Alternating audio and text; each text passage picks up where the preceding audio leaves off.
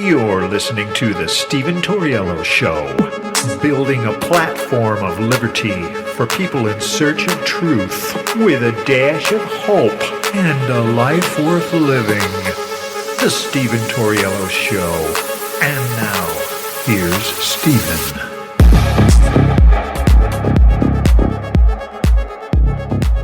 What's up, ladies and gentlemen? Welcome to the show. As always, thank you for tuning in. So, good news, minors are being saved in the UK from the transgender cult. The UK has come out with a case report, and in this report it states that there is no evidence puberty blockers are effective for treating gender dysphoria in children. Yep. In other words, the so-called experts were wrong and the sane, rational people were right. This is not the first time, unfortunately, and it's probably not going to be the last time that I have to repeat that. This is an ongoing phenomena where the experts are coming out, they have a confirmation bias, and they're manipulating science and data and using their so-called expertise to push an agenda. And we've seen this, we've mainly seen this through COVID. I don't have to remind you how many experts came out and told us that if you get vaccinated, you will not get the virus. If you get vaccinated, you will not spread the virus. And then it's slowly morphed over time into, yes, well, if you get the vaccine, the conditions weren't as bad. I can't remember what they called it, but you wouldn't get as sick if you got the vaccine. And so this whole, during the entire era of COVID, the COVID tyranny, we were told 2 weeks to slow the spread, and then it turned into 2 years to stop the virus. We were told all these lies, all this manipulation, all the misleading of the public, and here we are. Here we are, and nobody has been held responsible. None of these experts have been held accountable.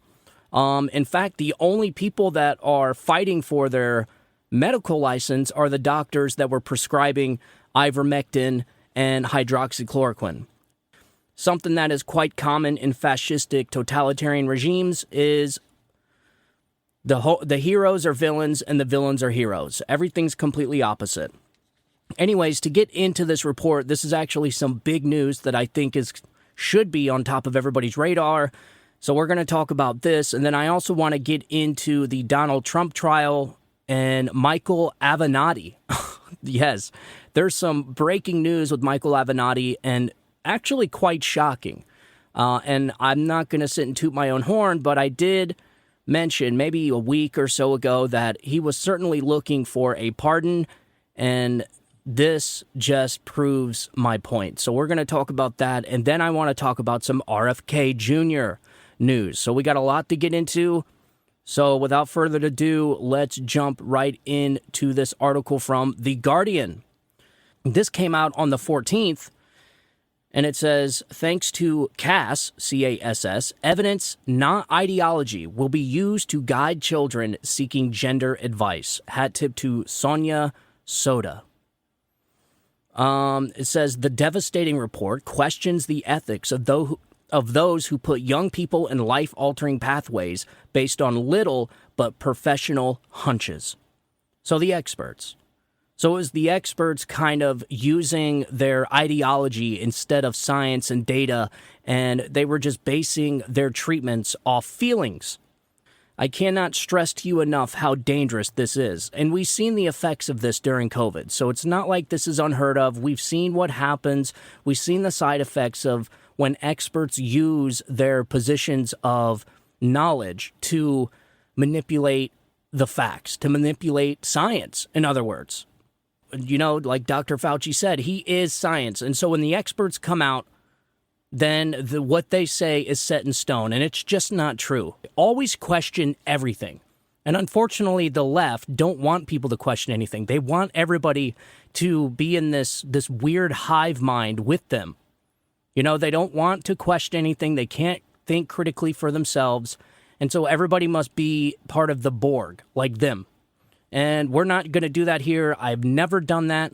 And I will forever challenge the status quo. So it says, first, do no harm is the sacrosanct principle that is supposed to underpin modern medicine.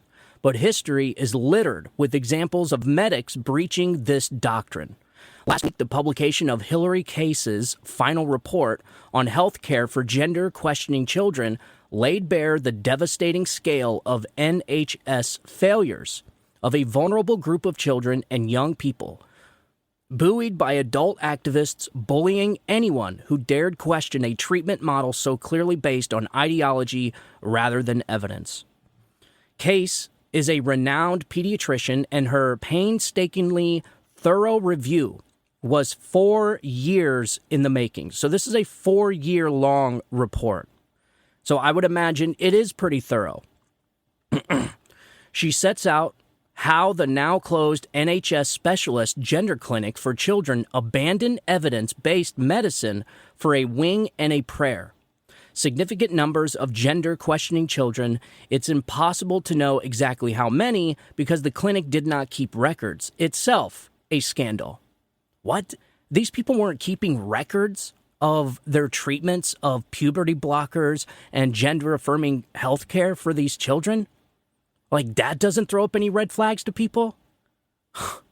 That sounds like a pretty big scandal to me.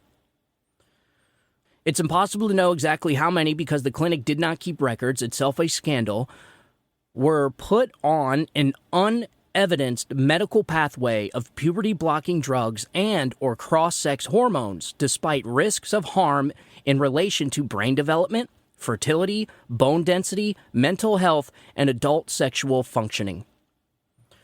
So what drove this? The medical pathway is rooted in a belief that many, perhaps even most children questioning their gender will go on to have a fixed trans identity in adulthood, and that it is possible to discern them from those for whom it is a temporary phase. But studies suggest that gender dysphoria resolves itself naturally in many children.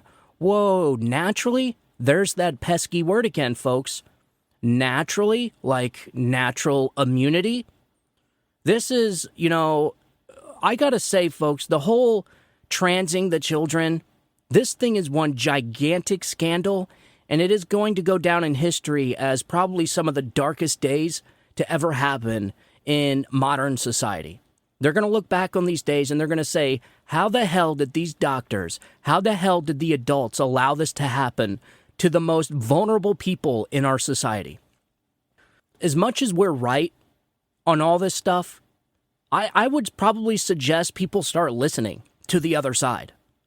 Like, I mean, we were right about COVID. We're right about this transgender, this gender-affirming care for children. We're right about everything. It's not that we're some, fortune tellers. We are sane, rational people that think critically for ourselves. We haven't changed. It's the left that has changed.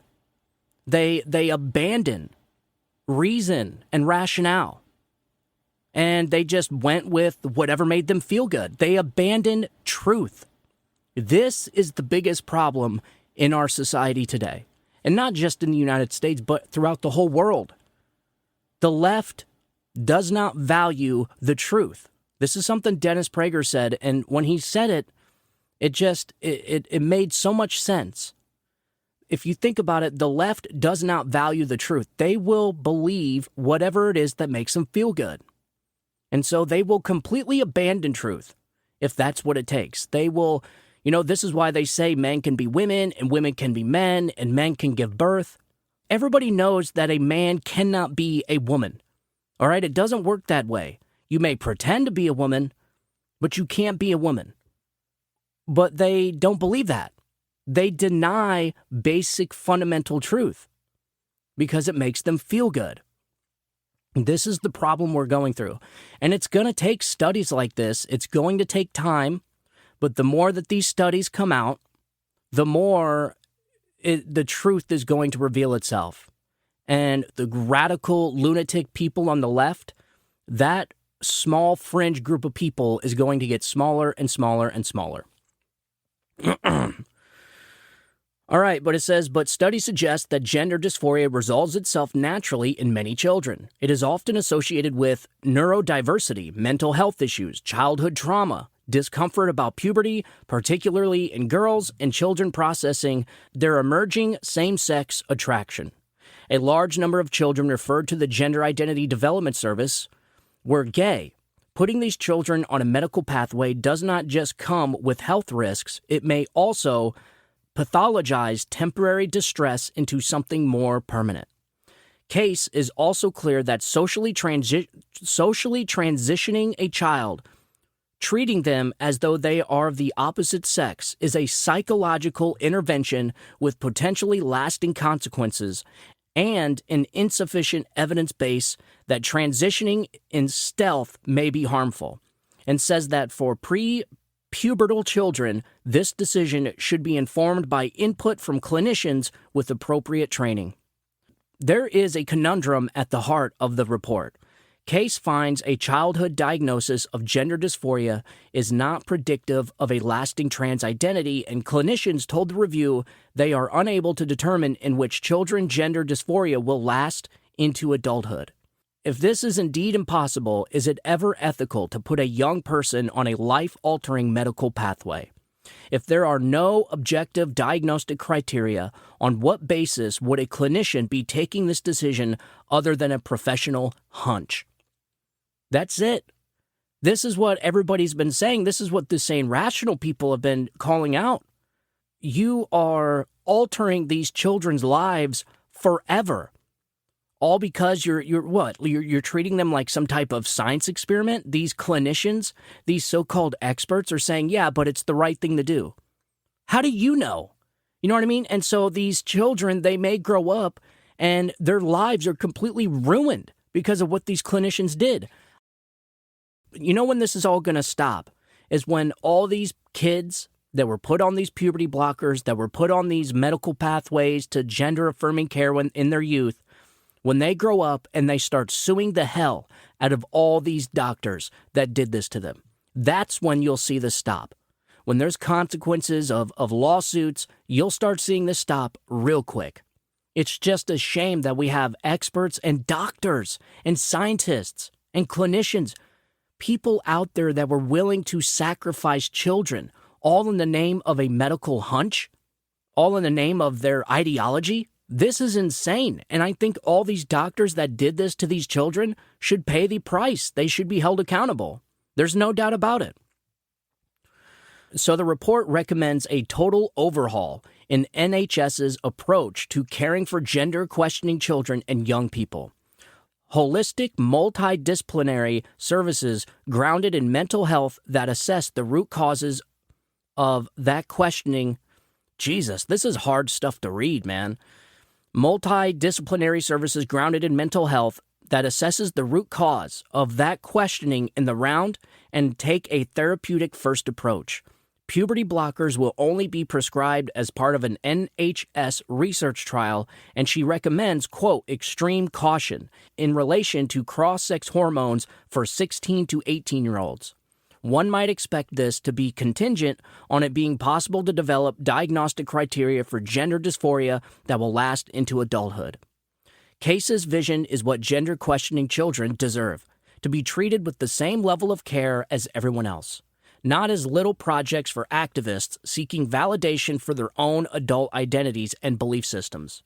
But it is going to be immensely challenging for the NHS to realize, not just because of the perilous underfunding of child mental health services, there will be resistance among captured clinicians wedded to quasi-religious beliefs. It is astounding that 6 out of 7 adult clinics refused to cooperate with the review on a study to shed more light on those the NHS treated as children. A senior NHS researcher at One Trust told me the opposition to taking part in an uncontroversial methodology to inform better outcomes came not from the board, but from some clinicians in their service. And this was unheard of in other parts of the NHS. Case has also commented on the intense toxicity of the debate. The fact that she says medical professionals were scared of being called transphobic or accused of practicing conversion therapy if they took a more cautious approach in a climate where activists and charities like Stonewall were quick to level accusations of bigotry at people flagging concerns, and that NHS whistleblowers were vilified by their employer, has not only prolonged the avoidable harm that will have been caused to some young people, but it will make it difficult to recruit clinicians to the new service. Case has warned ministers about the risk of the criminal ban on conversion therapy activists are pushing for. The definitional challenges risk criminalizing exploratory. Oh my God, this is some of the hardest reading I've ever done. This person needs to stay away from writing articles. Jesus, get a copy editor, man. The former chief executive of Stonewall has already endorsed the view that the case model is itself conversion therapy. Given what it says about social transition, the implications of the case review go beyond the NHS to schools and children's services, where there are similar pockets of ideological capture. There's that word, folks, ideological capture. This is what we're seeing all across the country. I think this hatred towards Donald Trump is an ideological capture. I think all of this is put forth by our media and social media and the algorithms. You know, these algorithms have become so powerful and so smart that they keep people in their own little echo chamber. And so when they're scrolling through YouTube or they're scrolling through TikTok or Instagram, they're only being fed videos, they're only being fed articles and stuff from whatever the algorithm thinks they're going to like. And so what you get is you start getting these giant echo chambers. And if people don't realize it and they don't try and reach out to the other side to maybe challenge themselves, to challenge the narrative, thinking critically, then they will believe whatever the algorithm has been force-feeding them. And they got a name for it, ideological capture. I think this thing on Donald Trump, I think this is an ideological capture. I like to call it Trump derangement syndrome. I think BLM was an ideological capture, this whole notion that America's systemically racist. There's a lot of ideological capturing going on, and it's all being done with the media in coordination with the algorithm on social media. So this is what we have to fight against, and I think we're in a point in time in our society where we just haven't figured out the effects of artificial intelligence, algorithms, social media, and how to combat misinformation and propaganda from the media. Ladies and gentlemen, our news outlets now are not news outlets. They are propaganda machines. They are all run by the same three companies. And I may just do this on my social media.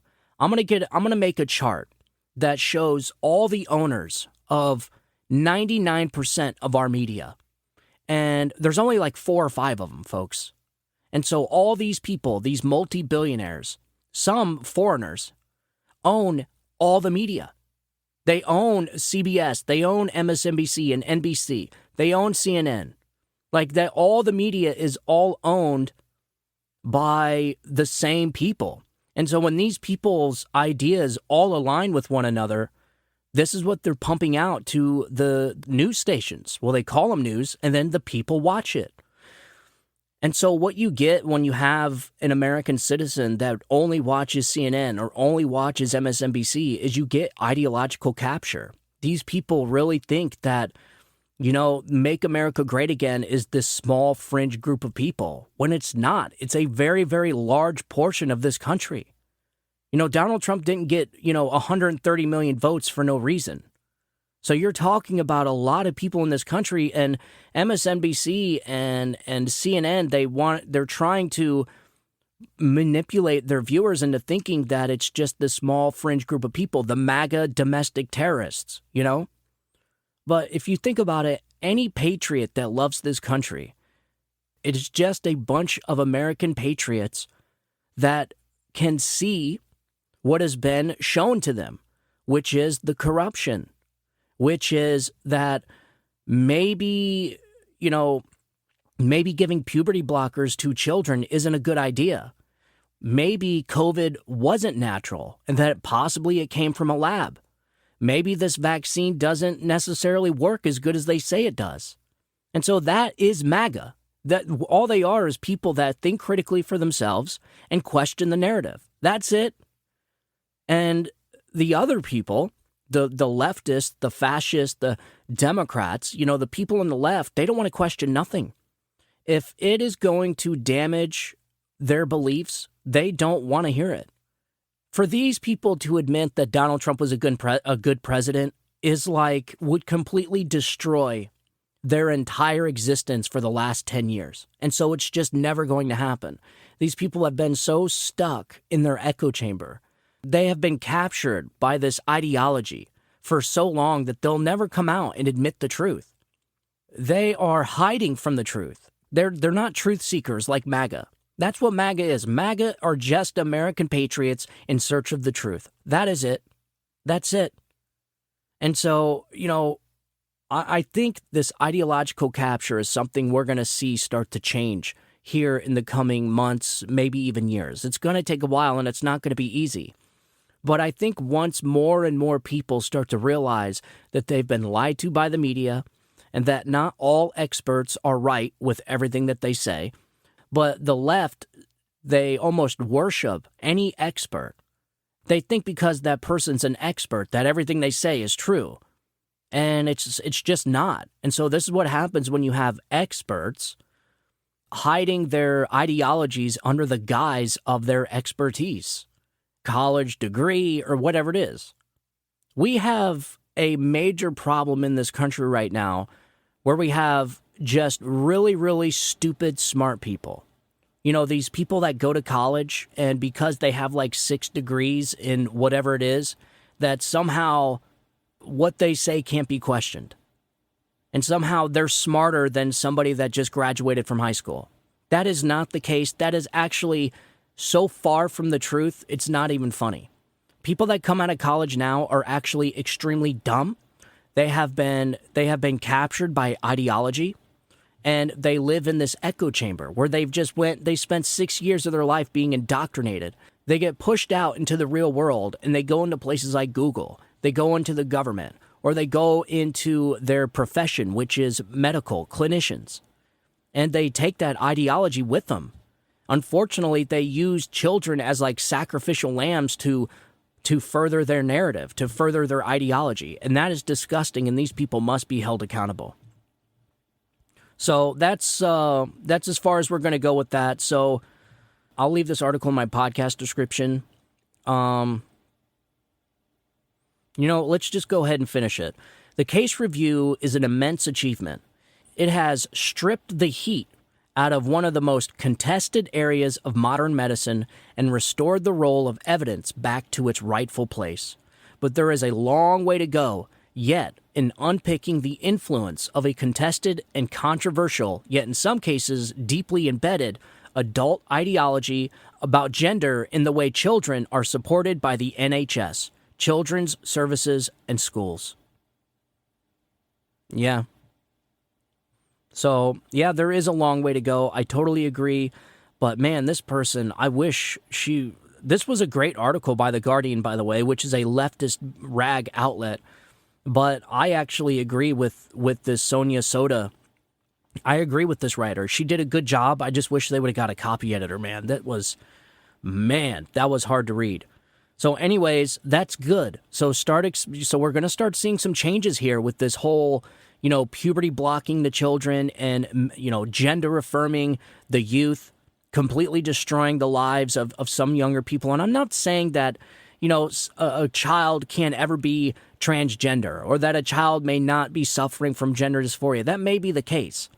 But what we're seeing right now in the numbers is insane. There's an increase of 26 or 27% in middle school children and high school children thinking that they're the opposite sex. No. This is a social contagion that experts and clinicians have taken advantage of, all in the name of furthering their ideology and their belief system. That's what this is. And so just like with every other fad and every other social contagion, this itself will go away too. The problem is how much damage is going to be done to all these children in the meantime. And that is what the people on the right, that's what conservatives, people like Matt Walsh, people like Jordan Peterson, myself included, this is what we're trying to prevent. We're trying to stop all this damage being done to these young children. And we're being called bigots. We're being called, all the names in the book. We are medical terrorists. No, we just know that there's lives being ruined here and that sometimes kids don't always know what's best for them. We don't let kids drink. We don't let kids get tattoos, but yet we're going to let kids decide whether they want to go through puberty or not, whether they want to transition into the opposite sex. No, this was insane from the very beginning, and all we're trying to do is just damage control. We know these people are wrong. We know what they're doing is evil, and it's ruining lives. And that's exactly what we're trying to prevent. And now with this 4-year study, with this case review, maybe now we have some evidence that is going to really, kind of force these wackadoodle clinicians out into the fringe. These people have no business being around, being in the medical field. None. Absolutely none. And so I think all these doctors that have performed these gender-affirming cares, all these doctors that have done this to these children, and these children grow up to absolutely regret this, all of them should be held accountable with financially and in some cases criminally. That's how I feel about it. So will this be the beginning of the end of this transgender cult destroying the lives of children? I don't know. We'll see, but it certainly is a win for the truth and reason. That I do know. All right, so getting into, you guys remember when I played that audio of Michael Avenatti, and when he was saying that this lawfare being used against Donald Trump in New York by Alvin Bragg is just, it's so obvious, and it's the wrong thing to be doing during an election time. And everybody can see Michael Avenatti was Stormy Daniels' lawyer, and this guy just got 20 years in prison for all kinds of stuff, man. And you guys remember during that episode, I said it sounded like Michael Avenatti was looking for a pardon. Well, check this out. So here's an article from the New York Post, a hat tip to John Levin. Michael Avenatti says he's talking to Trump's legal team and would testify for the ex-president. I told you, man. I told you this guy's looking for a pardon. That's exactly what he's doing. However, I do have to say, if Joe Biden and Alvin Bragg and all these people that are in on this election interference strategy, if they were not expecting Michael Avenatti to come out and expose their lies, then this may just be a bombshell.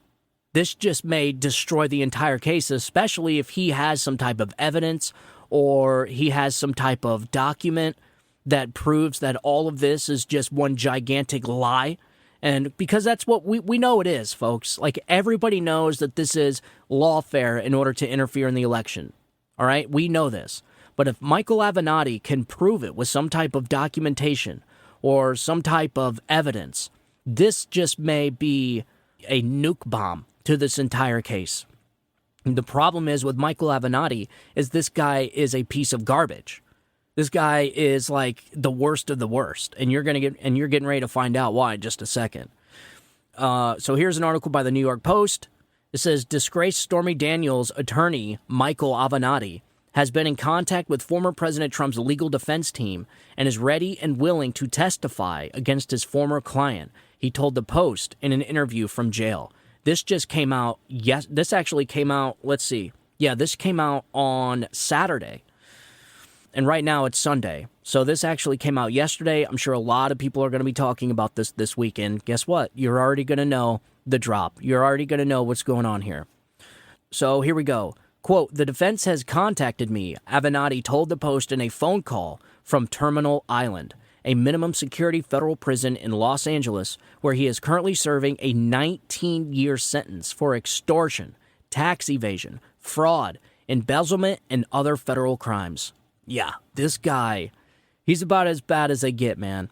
But again, If he's got some type of documentation, because you certainly can't put him on the stand, because who's going to believe? Well, I don't know. Alvin Bragg's entire case against Donald Trump relies on Michael Cohen, who has been convicted of perjury multiple times. He is a convicted perjurer.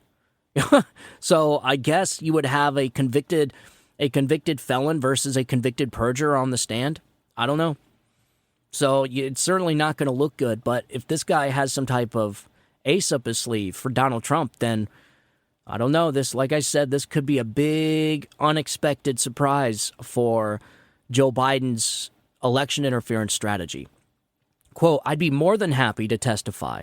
I don't know that I will be called to testify, but I have been in touch with Trump's defense for the better part of a year, Avenatti said. The ex-litigator refused to offer any details about the specifics of his conversation with Team Trump. A person close to the former president confirmed the ongoing discussions. While Avenatti made his name as one of Trump's most ferocious critics and even publicly called for Trump's indictment in 2018, the defense attorney sang a different tune from the clink. Quote, there's no question the trial is politically motivated because they are concerned that he may be reelected, Avenatti said. Quote, if the defendant was anyone other than Donald Trump, this case would not even have been brought at this time. And for the government to attempt to bring this case and convict him in an effort to prevent tens of millions of people from voting for him, I think it's just flat out wrong and atrocious. I'm really bothered by the fact that Trump, in my view, has been targeted. 4 cases is just over the top. And I think there's a significant chance that this is going to backfire and is going to propel him to the White House, he added. Depending on what happens, this could constitute pouring jet fuel on his campaign. I mean, how bad does it have to get when Stormy Daniels' attorney, Michael Avenatti, the scumbag, can see what is happening to Donald Trump? Like, this is what I'm saying. If Michael Avenatti can see it, so can everybody else. Everybody knows that these cases are politically motivated. You just have some people, the people on the left, they want Joe Biden to win so badly that they don't care. They just don't care. They want Trump to pay. For what? We don't know. All they keep saying is that he should be held liable for his crimes. What crimes? Like these people, and this is the problem. They found a guy, and now they're just trying to come up with a crime. This is why it's so destructive to our justice system. But these people don't care. And this type of stuff is what ends republics. This is how you destroy a society. And once again, Democrats and the people on the left, they don't care.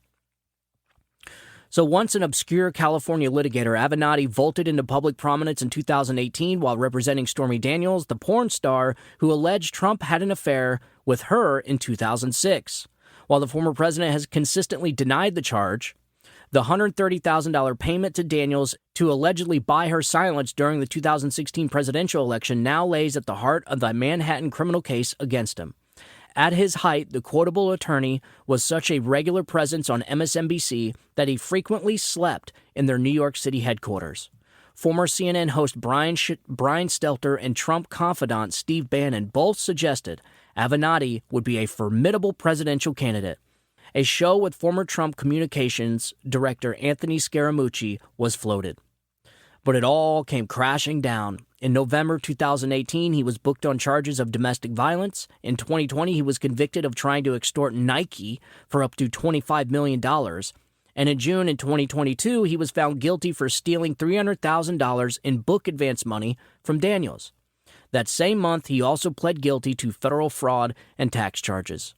His combination of crimes has earned him nearly 2 decades behind bars. Avenatti conceded he may have made some mistakes and exercised bad judgment in the past, but insisted his sentence was overly draconian.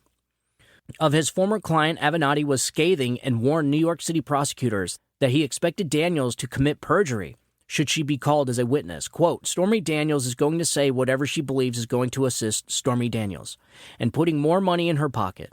Avenatti said, if Stormy Daniels' lips are moving, she's lying for money. Avenatti said she would be a poor witness in this approaching trial, citing her past claims of speaking to dead people and her possession of a haunted doll named Susan. I don't know how you can possibly put someone who makes those claims on the witness stand and use them as a star witness in a case against a former president of the United States who's running for president. That is just absolutely ludicrous to me. Avenatti said if the election were held today, Trump would win. The lawyer said he saw much of his own struggles in Trump's current ordeal, adding that they were both in the crosshairs of a weaponized justice system. I think we're both targeted by the justice system, Avenatti said. There's a lot of people on the left that were very concerned about my potential rise with the Democratic Party and my potential rise in Democratic politics, and the fact that I was not someone that was easily controlled. Avenatti insisted he wasn't fishing for clemency in a potential second Trump term, and his change of heart was not motivated by the former president's famous susceptibility to flattery. I'm not saying any of this because I'm seeking a pardon, Avenatti said. I actually didn't read this far down. I was kind of just skimming through it. So that's so funny that he says that because, of course, we all know this guy's looking for a pardon. He knows Donald Trump's going to win the election, and he's trying to do everything he can to get out of this 20-year sentence, man. People, listen, man, people sing a different tune when they're looking at 20 years in prison. I mean, this guy may very well die in prison, folks. So, it's desperate times call for desperate measures. But my whole thing is does he have the goods? Does he have something on Stormy Daniels or Alvin Bragg or the prosecution that is just going to decimate this case? I don't know. We're going to find out. But if he's working with Donald Trump's legal team, there's something. They're planning something. And I got to say, I'm really concerned about the speed at which these jurors are being filled in these seats. I don't think the jurors, none of them are in Trump's favor, that's for sure. All of them have a bias, and I'm afraid all of them probably hate Donald Trump. So it was really shocking to me why Donald Trump's lawyers agreed to move on with these jurors. But, ladies and gentlemen, I'm just going to say that it doesn't look good for the jurors at this moment. So I don't know what their plan is, what their strategy is. They may just trying to get this over so Donald Trump could get back there on the campaign. I mean, you got to think, 6-8 weeks he's stuck in New York City and in 7 months away from an election. I mean, that is a lot, folks. That's a lot of time not on the campaign trail. And they know this. They know Donald Trump is an effective messenger. And so how do you stop somebody like Donald Trump from getting out his message? Well, you keep him wrapped up in court in New York City for 8 weeks, 9 weeks, 10 weeks. And so it's obvious that all this is politically motivated. I just,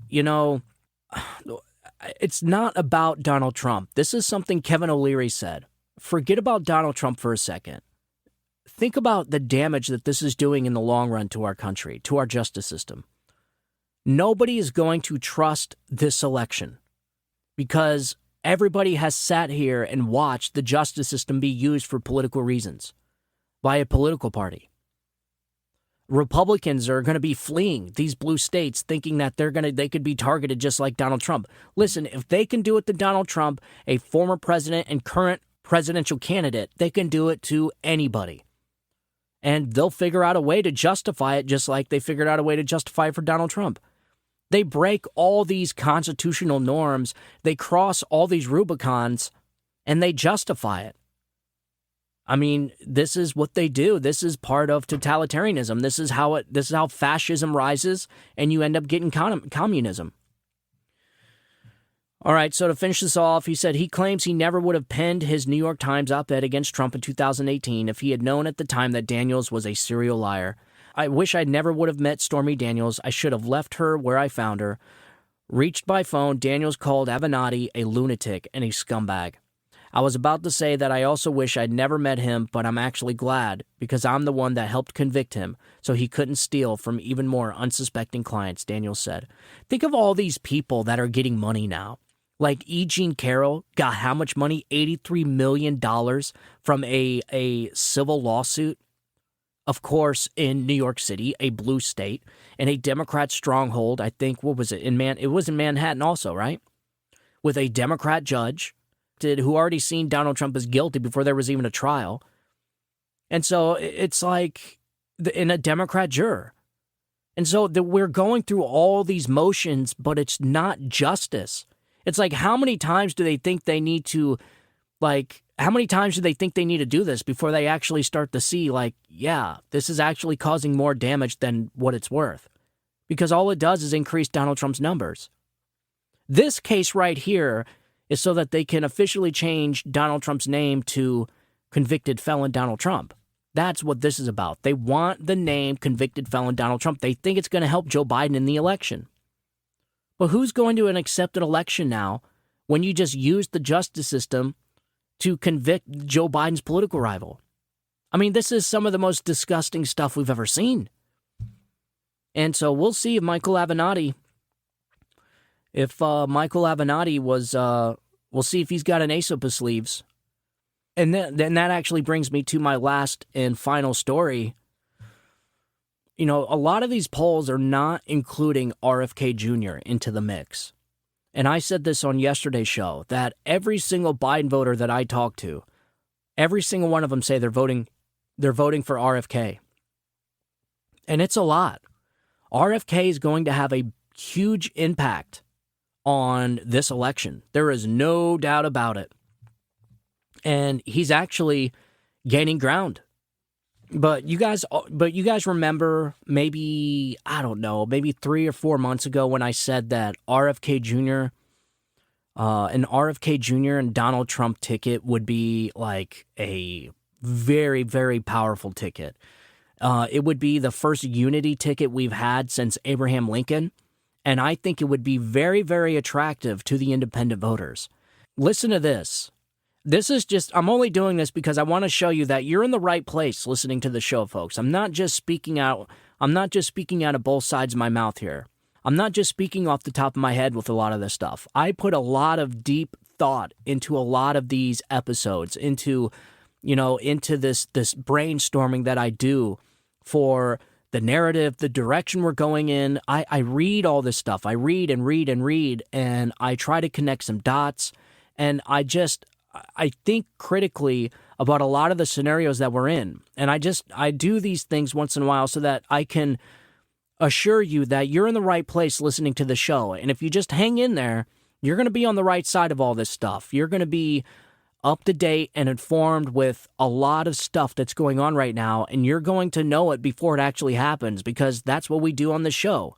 We try to stay ahead of the game. And in order to do that, you have to be able to look at the scenario at a 10,000-foot view and try and connect the pieces. And the way that you do that is just by gathering as much information as possible, and then weaning out the noise and focusing just on the signal. This is a real thing. You got to try and filter out the noise and just focus on the signal. And so I just want to emphasize to you that you are in the right place. Stick with me, and you're going to be on top of all these stories. And so about 3 months ago, I mentioned RFK Jr. running with Donald Trump on the same ticket. This would be a powerhouse ticket. It would be the first unity ticket we've had since Abraham Lincoln. It would just be a monster ticket. And everybody made fun of me. They're like, you know, nobody took me serious when I said this. Well, listen to this. Politico. This came out about 4 days ago. RFK Jr. claims Trump emissaries asked him to be his running mate. Yeah, so Trump advisor Chris LaCivita denied it, calling him a lefty loony. Independent presidential candidate Robert F. Kennedy Jr. claimed again on Monday that Donald Trump's team asked him to consider being the former president's running mate, which a Trump advisor denied. Kennedy's claim, which is posted to followers on X, previously Twitter, comes after several attacks by Trump on Truth Social calling Kennedy the most radical liberal candidate in the presidential race. Both Republicans and Democrats are racing to define Kennedy in a general election race before his campaign can define itself, with Trump's side calling him too liberal and President Joe Biden's team connecting him with the Trump and the MAGA movement. Quote, President Trump calls me an ultra-left radical. I'm so liberal, and his emissaries asked me to be his VP. I respectively declined the offer, Kennedy wrote on X. Kennedy first said that Trump's team had approached him about joining his ticket as vice president in January. People from the team have reached out to me, Kennedy said in an interview with News Nation. Trump has privately floated the idea of picking Kennedy as a vice president in recent months, though advisors dismissed the idea he would ever be picked. Trump is known to workshop ideas to a variety of aides and allies, even if they never come to fruition. I actually like this thing. I like this about Trump. He actually brings aides and the people closest to him to the table, and he brings his voters to the table as well. and he gets opinions from everybody. He doesn't think he's like some, a genius mastermind that can fix everything. He wants to hear from professionals. And this is, where I think this may be the construction business side aspect of him. He obviously doesn't know how to build an entire skyscraper or an ice rink or stuff or any type of, real estate development, but he has advisors. And so one of the ways that you're successful is by the people you surround yourself with. And so obviously he didn't surround himself with the best people in his first term. There was a lot of good people, but what I liked the most about Donald Trump is that he floated different ideas. He asked questions. He wasn't like this guy that, I know everything and we're going to do it my way or you can get the hell out of here. No, he actually floated different ideas, and sometimes they came to fruition and sometimes they didn't.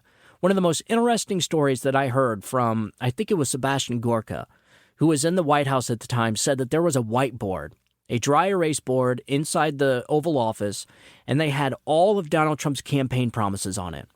And this was the most shocking part to me. Every time they would complete a campaign promise, they would literally go over to the whiteboard and mark it out with a dry eraser, with a dry erase marker. That to me is awesome. And he said they would just go down the list every day, sometimes just once a week, sometimes once a month. But almost every single campaign promise was marked out off of that board by the end of the term. That to me is incredible. I don't know why, it just is. Like I can kind of see this happening.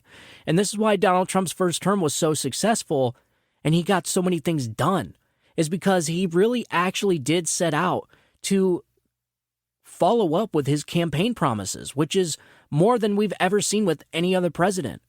A lot of these presidents just say these things and then they get into office and they don't do them. If Joe Biden would have ran on opening the border, if Joe Biden would have ran with printing trillions of dollars, if he would have ran on all these garbage ideas and policies that he's been giving us, he never would have been elected. And so he pretended to be a moderate so that he can get elected. And then when he goes in there, he turns into this radical leftist so that he can leave behind a legacy of being the most radical leftist president in U.S. history. And we suffer for it. So Joe Biden's a very selfish man. He is everything they said Donald Trump is. All right? And I just like the fact that Donald Trump is willing to say, okay, we'll bring on a Democrat. If this is what is going to unify the country so that we can make this country better, then we'll ask RFK Jr. if he wants to be VP. He'll bring on a Democrat. He'll bring on RFK Jr. And I got to say, I think it would be a powerhouse ticket. Yeah, there would be some negative side effects to this, and I can go down that list. But I think as far as unifying the country, I think these two together could create a pretty unifying message. I just don't know how well they would agree on a lot of stuff. And that's fine. I don't expect the vice president to agree with everything. But you certainly want somebody that's going to be loyal. And I just don't know if RFK Jr. would be loyal to Donald Trump. I just don't really trust him, I guess. Like, I trust him, but not really. I mean, yeah, he's been around for a while, but how well do we actually know RFK Jr.? The guy is an excellent talker. I mean, he knows the facts about a lot of stuff. He is a smooth talker. But there's a lot of stuff that he says that sounds kind of conservative. And this is why I was shocked that he came out as a Democrat. I'm like, dude, this just proves my point that if JFK was still alive today, he would be a Republican. He would be a conservative. There's no doubt about it. RFK Jr. is the epitome of how far the left has gone over the years. RFK Jr. is an old school Democrat. So like when I was a Democrat and my parents were Democrats and my grandparents were Democrats, they were RFK Democrats. And it's bad when this guy has to run as an independent because Democrats think he's too conservative. Like the Democrats think he's not liberal enough. And I don't know about you, but some of the stuff the guy says sounds pretty radical. Like, I think he's a little too radical on the environmental stuff. I think he's a little too radical on the social justice stuff. So, yes, it would make a pretty powerhouse ticket as far as getting the independents, because RFK Jr. he's going to get millions of votes. There's no doubt about it. He's going to be one of the most formidable independent candidates that we've seen in our lifetimes. I think so anyways. He's certainly going to cause a lot more damage to Joe Biden's numbers than he is Donald Trump, because Trump voters are for Donald Trump. All right, Republicans are Donald Trump all the way, and RFK Jr. he's not soaking up too many. He's not soaking up the Trump voters and Republicans, and there is millions upon millions. I guarantee this. There's going to be millions upon millions of Biden voters voting for RFK Jr. And so if you were to combine forces with Donald Trump and they made some type of campaign promise that they were going to unify the country, that would be a very, very enticing message to send the country, because, folks, a lot of people they're tired of all the drama. They're tired of the chaos. And this isn't chaos that was created by Donald Trump. Donald Trump is a symptom of the disease. Okay, Donald Trump is the symptom. He's not the disease of all this. Okay, he is not the problem. These people are the problem. The people like Chuck Schumer, Nancy Pelosi, Joe Biden. These people that have been in politics for 50 years and have done nothing but put this country in a downward spiral, that is the problem. And Donald Trump rose to the occasion because of that. And so it's actually these people that created Donald Trump. So I think if they were to come out with some type of message that would unify the country, I think independents would jump on board, a lot of independents, and the women voters as well. That's just my opinion. I'm just telling you, the reason why I wanted to share it with you was because I was right. At the same time I was telling you how powerful this ticket would be, Donald Trump supposedly asked the RFK campaign if they wanted to work together as VP and if they wanted to campaign together as vice president on the same ticket. So, I wasn't that far off. And I just wanted to assure you that you're in the right place listening to the show. This is something that really, really gave me hope that the Democratic Party is not lost forever. Because RFK gets it, man. This guy sees exactly what we see. He sees the dangers on the horizon. He sees the totalitarianism. He sees the weaponization of the justice system. And RFK Jr. said, really what I've been saying for the last 8 weeks, is that Joe Biden and the leftists in the Democrat Party are the biggest threat to democracy than we've ever seen. They're actually the ones that are the biggest threats to democracy. It's Joe Biden that is a danger to democracy. And RFK Jr. said this on an interview on CNN. Here, check this out. The argument that President Biden is a much worse threat to democracy. And the reason for that is President Biden is the first candidate in history, the first president in history that has used the federal agencies to censor political speech, so to censor his opponent. I can say that because I just won a case in the Federal Court of Appeals and now before the Supreme Court. It shows that he started censoring not just me. 37 hours after he took the oath of office, he was censoring me. No president in the country has ever done that. The greatest threat to democracy is not somebody who questions election returns, but a president of the United States who used the power of his office to force the social media companies, Facebook, Instagram, Twitter, to open a portal and give the access to that portal to the FBI, to the CIA, to the IRS, to CISA, to NIH, to censor his political critics. There it is. So RFK gets it. He sees what's going on here. And it's just a shame that, Democrats that are the so-called defenders of democracy are trying to keep him off the ballot. It's kind of, it's nothing screams democracy more than trying to keep your political opponents off the ballot. So, they didn't just do that to Donald Trump. This is why RFK Jr. has to run as an independent, because Democrats would not allow RFK Jr. to run on a Democratic ticket, on the Democrat Party ticket. And so he's doing it on his own, and he's making headway. In fact, there was just an article I just read yesterday that he is now officially on the ballot as an independent in Michigan. And so he is getting on the ballot one state at a time. And This is something that the Trump campaign needs to keep an eye on. But like I said a little bit ago, I think RFK Jr. is a bigger threat to Joe Biden's numbers than Donald Trump's numbers. Independents love him, and sane, rational Democrats love him. And listen, I would much rather have RFK as a Democrat than Joe Biden. There's no doubt about it. This guy is a sane, rational Democrat, what Democrats used to be. An RFK running against Donald Trump doesn't, it's not as critical to me as Joe Biden winning. You know what I mean? Like, I would much rather see RFK and Donald Trump running against one another, because at least I know in the end, no matter who wins, we're not in like bad shape. But now with Joe Biden and this doubling down on the insanity, it is so terrifying to think where this country's going to be in 4 years if this guy wins. I mean, I've never been in a position where I just don't know if this country's going to be able to survive another 4 years of a Biden administration, because we've seen all the destruction just in the last 3.5 years. This is awful. This guy is a human pandemic. Another 4 years of this, I don't think the American people will ever see America as we know it today. I think it'll be gone, and it'll be gone forever.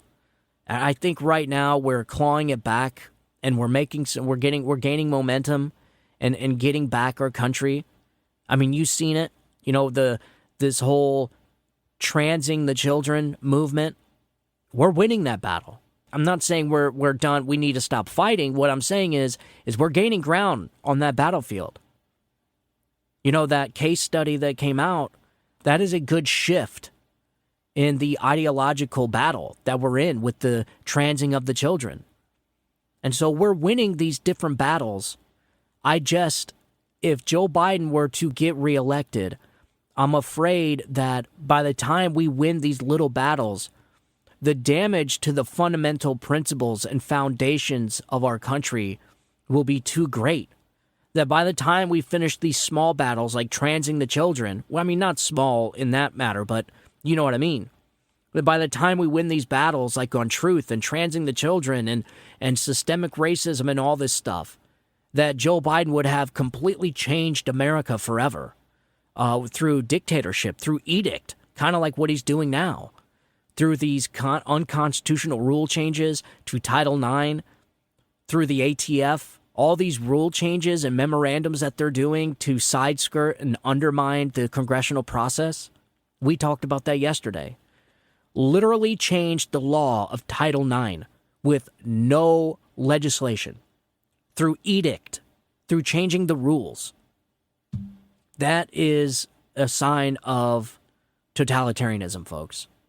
And when you have a government that uses intel agencies to oppress the people, and the government becomes the biggest threat to the people, whether that's through radical spending and deficit spending and putting this country in debt, whether that's through creating foreign conflicts and war all across the world, or whether that's through fascism and totalitarian tactics like censorship and censoring dissenting opinions and views and your political opponents, locking up your political opponents, like that type of stuff is what ruins entire nations.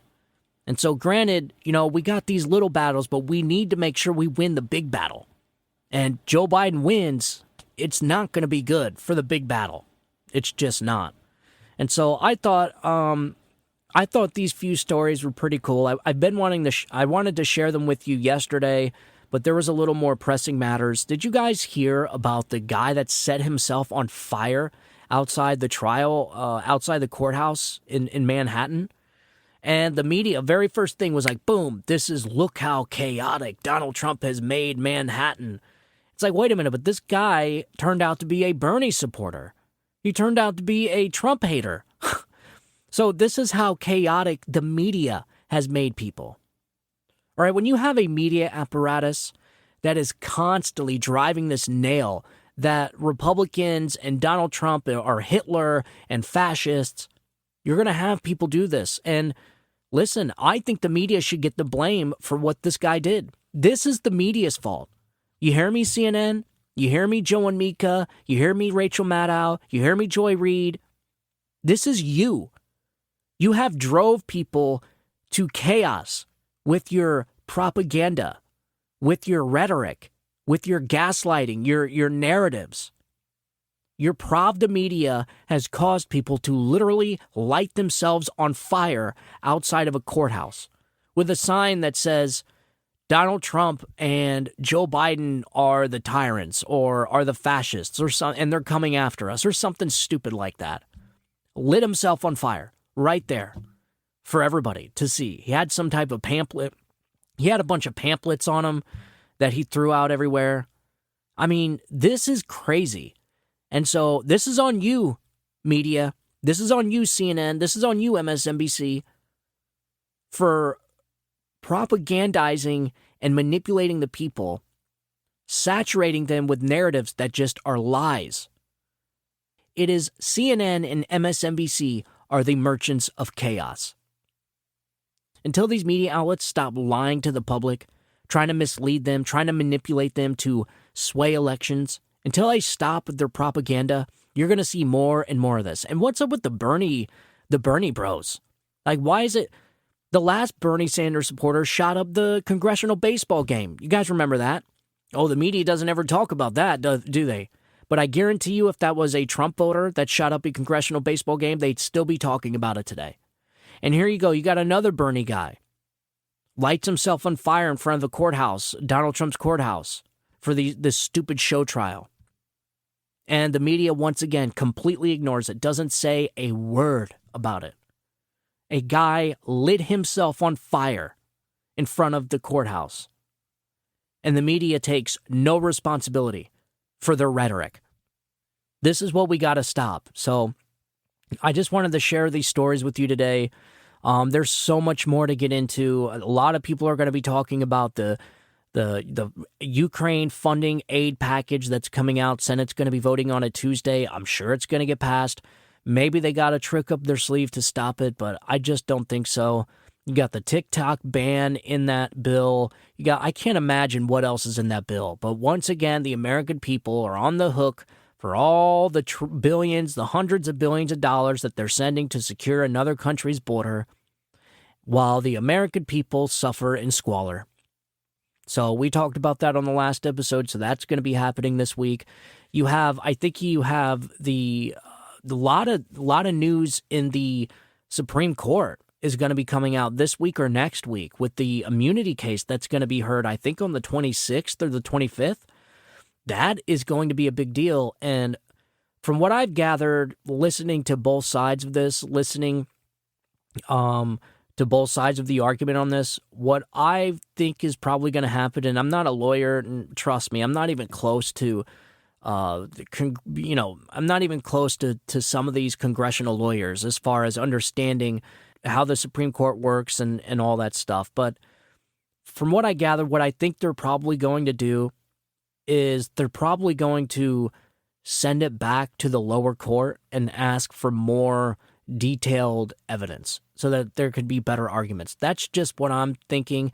And if they do happen to rule, I think they're probably going to rule partially that presidents can be held responsible for certain things, just not for what Donald Trump did, is essentially what I'm saying. So I think what they're going to do, if they do make a ruling on this, I think it's not going to affect Donald Trump. I think, there's no way that this Supreme Court, a conservative court, there's no way that they're going to allow former presidents to be held accountable for things they did as president in the White House. That would essentially be nullifying the presidency, okay? Because a president will always have to fear and question what he does and the actions he takes as president if he's going to be prosecuted when he leaves office. And so that would mean that Barack Obama could be charged for the drone strikes on innocent people. That could mean Joe Biden can be charged with the drone strikes on the innocent people and opening the border and all the deaths from fentanyl.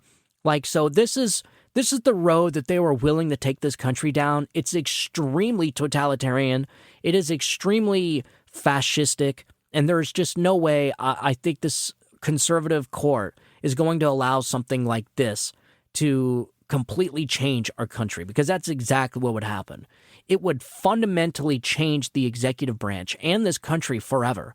Presidents would forever be fearful of making decisions as president by fear of being prosecuted after leaving office, and not to mention all the former presidents that could then be brought up on charges.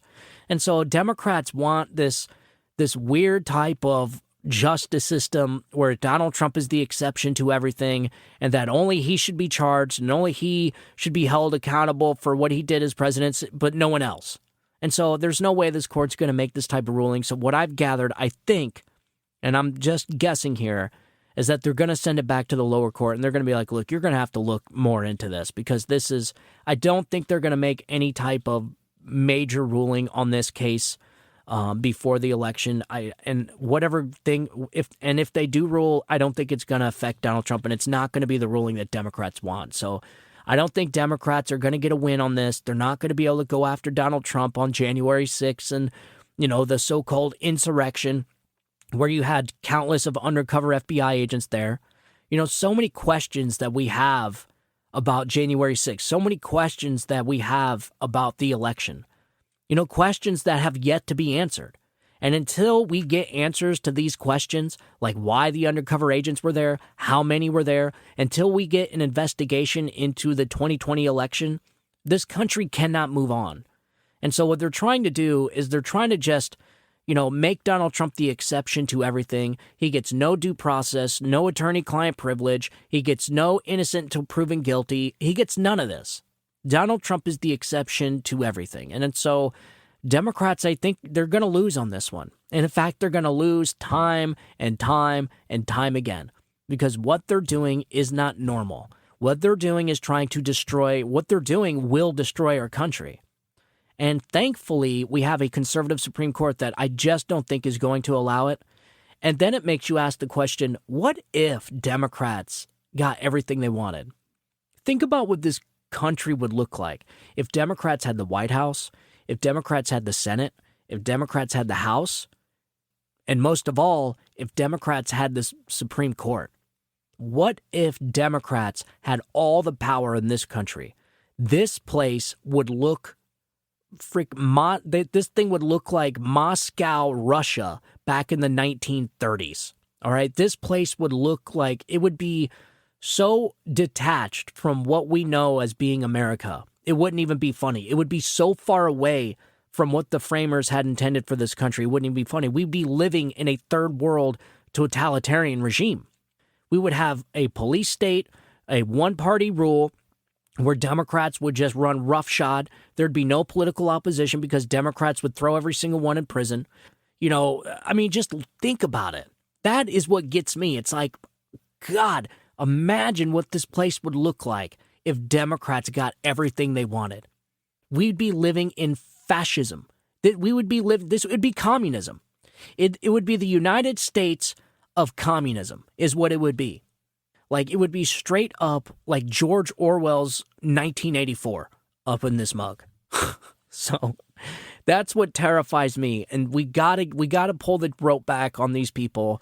And we just gotta make sure that we beat Democrats. That's it. And I know Republicans, they're hopeless. I know they're cowards. But we got to get the right Republicans in there. We got to get red-blooded, patriotic conservatives inside the Republican Party. Get rid of these rhinos.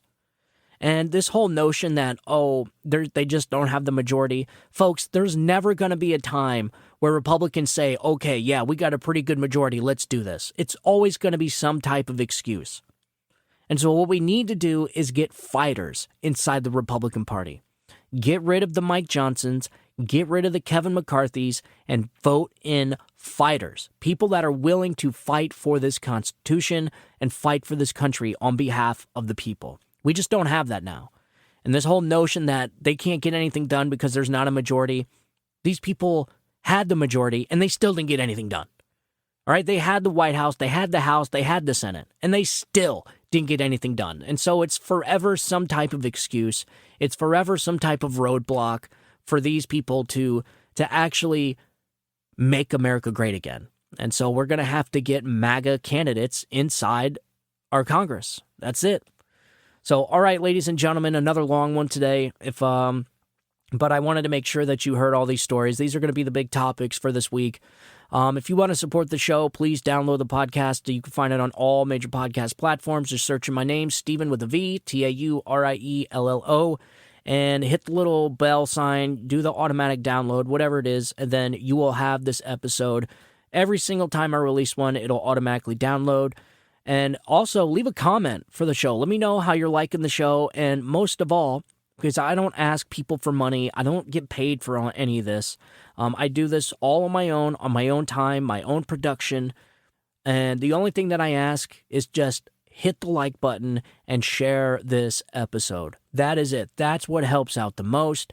It helps not only the show, but it also informs our fellow Americans. And the name of the game is to inform and engage the public. That's the name of the game. And so by sharing the show, that really helps. Leave a comment. That really helps. And if you want to follow the show on Rumble, our last bastion for free speech, you can follow the show on Rumble, and I upload every single episode to Rumble. So follow the show on Rumble. And if you want to get a hold of me directly, you can get a hold of me at StephenTorielloShow@gmail.com. And as always, thank you guys for tuning in. It's time for a brand new week. I hope you guys have a great Monday. And I hope you guys have a good week. God bless you, and God bless America. You guys have a good one. Bye-bye.